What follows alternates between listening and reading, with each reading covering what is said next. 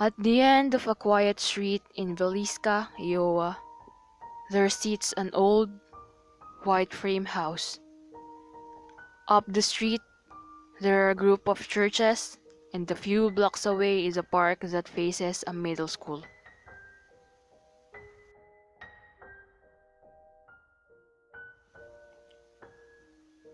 The old white house looks like many of the others that fill the neighborhood, but unlike them, it lies abandoned.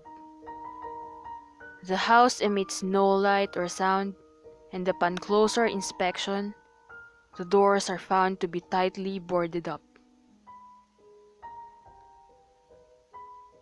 A small sign out front reads, Villisca Axe Murder House.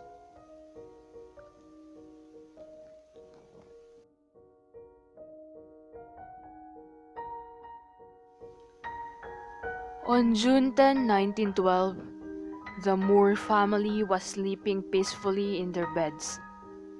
Joe and Sarah Moore were asleep upstairs, while their 4 children were resting in a room down the hall. In a guest room on the first floor were 2 girls, the Stillinger sisters who had come for a sleepover.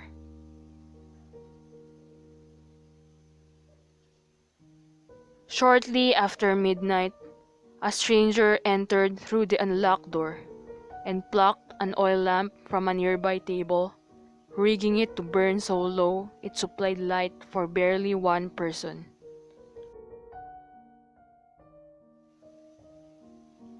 On one hand, the stranger held the lamp, lighting the way through the house. In his other, he held an axe. Ignoring the sleeping girls downstairs, the stranger made his way up the stairs, guided by the lamp and the seemingly unerring knowledge of the home's layout.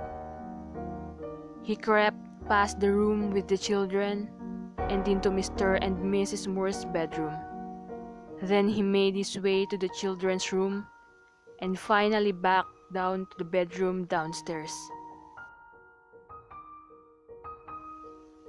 Then, as quickly and silently as he had arrived, the stranger left, taking keys from the home and locking the door behind him.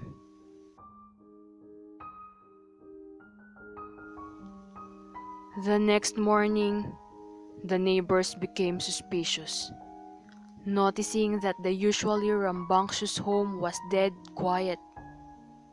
They alerted Joe's brother, who arrived to take a look.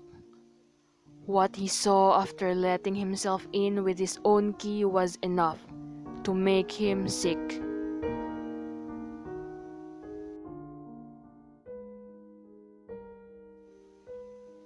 Everyone in the house was dead, all 8 of them bludgeoned beyond recognition. The police determined that the Moore parents had been murdered first and with obvious force. Joe alone had been hit with the axe at least 30 times. The faces of both parents, as well as the children, had been reduced to nothing but a bloody pulp.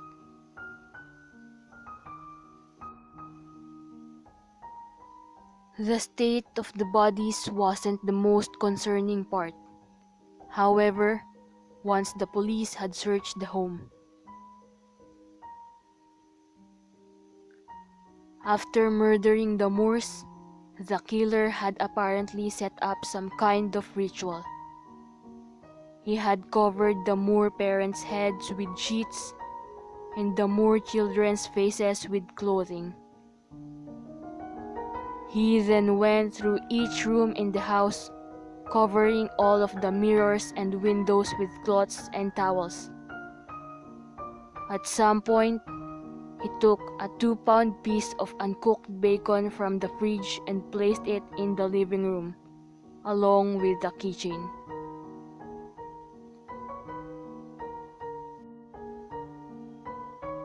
By the time the police The coroner, a minister, and several doctors had thoroughly perused the crime scene.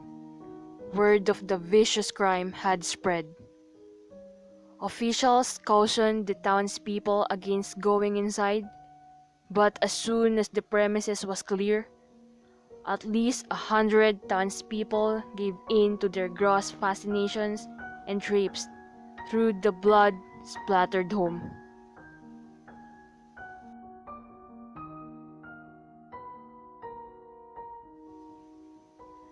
As for the perpetrator of the Villisca axe murders, the police had shockingly few leads. A few half-hearted efforts to search the town and surrounding countryside were made, though most officials believed that with the roughly 5-hour head start that the killer have had, he would be long gone. Bloodhounds were brought in, but with no success, as the crime scene had been fully demolished by the townspeople. A few suspects were named over time, though none of them panned out.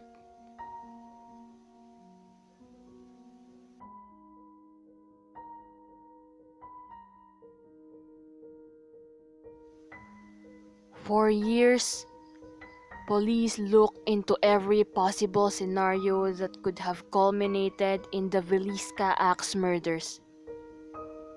Was it a single attack or part of a larger string of murders?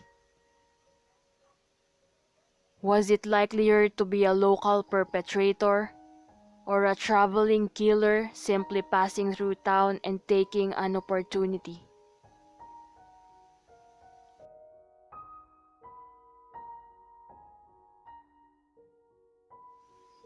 Soon, reports of similar enough crimes happening throughout the country began to pop up. Though the crimes were not quite as gruesome, there were two common threads: the use of an axe as the murder weapon, and the presence of an oil lamp set to burn extremely low at the scene.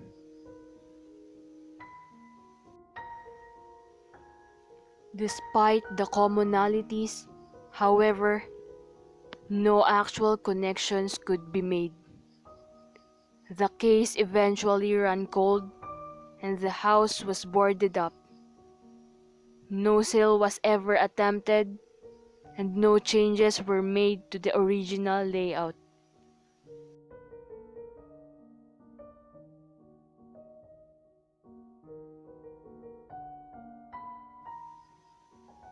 Now, the house sits at the end of the quiet street as it always has, while life goes on around it, undeterred by the horrors that were once committed within.